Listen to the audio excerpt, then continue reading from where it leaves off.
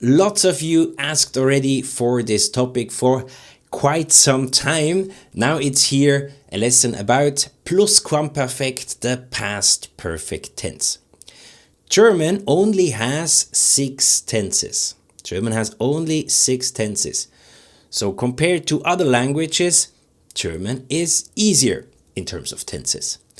So what tenses do we have? We have das Präsens, which is the present tense, das Perfekt, which is the present perfect tense, das Präteritum, which is the simple past, das Futur 1, which is the future tense, Futur 2, which is the future perfect tense, and das Plusquamperfekt, which is the past perfect tense. And in terms of what is important or not important, this is my personal view. Don't take it personal. Präsens ist sehr wichtig, very important. Perfekt is also sehr wichtig, very important. Präteritum ist auch wichtig, also important. So actually these 3 tenses here, Präteritum, Perfekt und Präsens, will cover most of the situations you encounter. You will definitely survive by just knowing those 3 tenses. Futur 1, no, not really.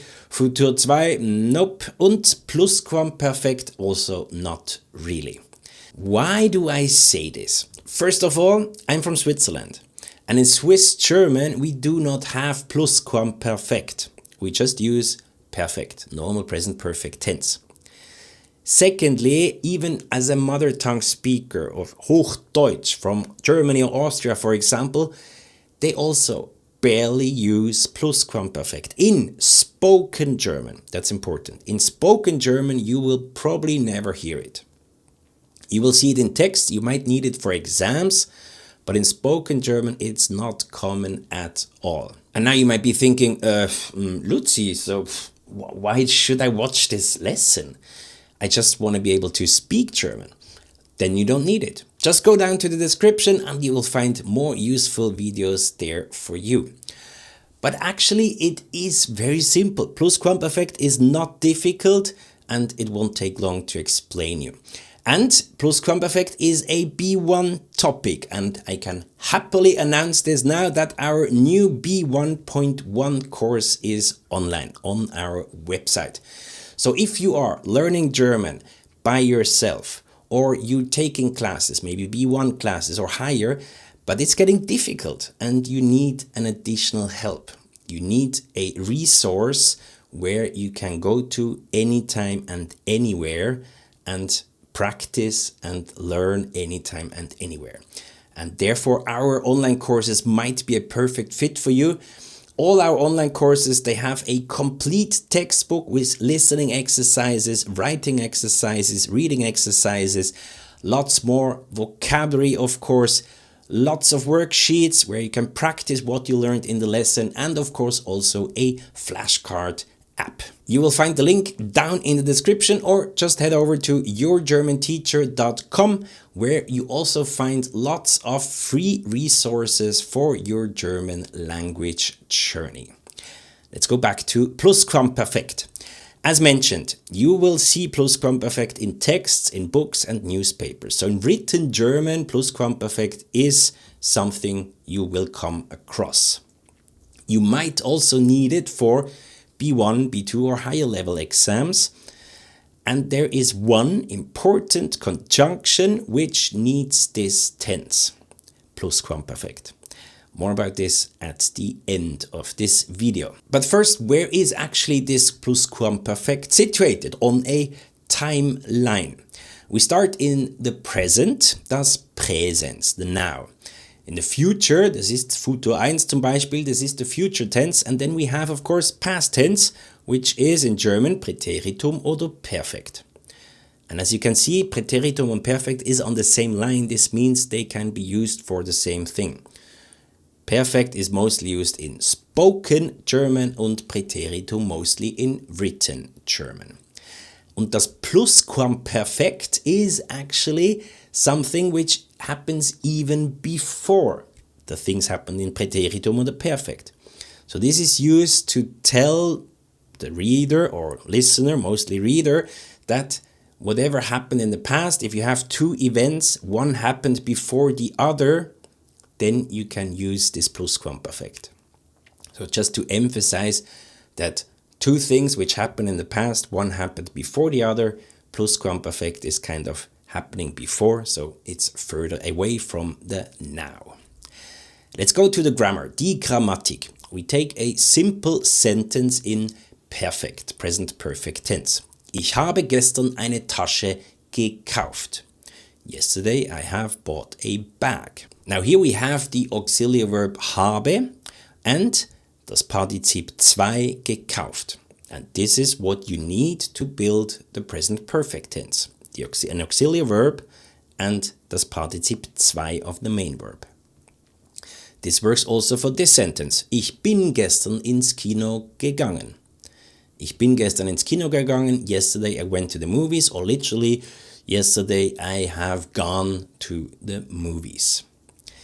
So here we have two different auxiliary verbs, zwei verschiedene Hilfsverben, haben und sein. And these are the only ones we use in German. We only have two Hilfsverben, two auxiliary verbs for the present perfect tense. Now for Plusquamperfekt, it's actually very similar. But instead of using the auxiliary verb in Präsens, in present tense, like it is right now, we just use it in Präteritum, in simple past. So, ich hatte gestern eine Tasche gekauft.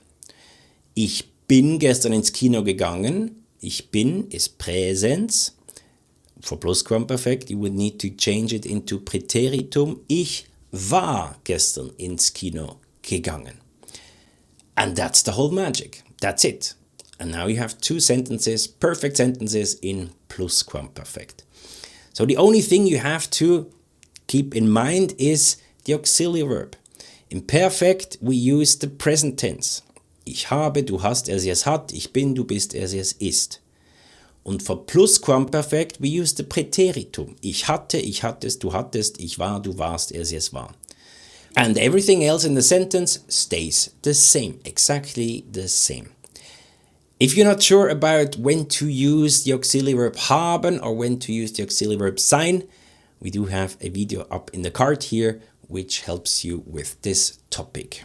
Machen wir ein paar Beispiele. Let's do some examples. Always first perfekt und dann Plusquamperfekt. Tom hat in Wien gewohnt. Tom hat in Wien gewohnt. Tom has lived in Vienna. Plusquamperfekt. Tom hatte in Wien gewohnt. Tom hatte in Wien gewohnt. Tom had lived in Vienna.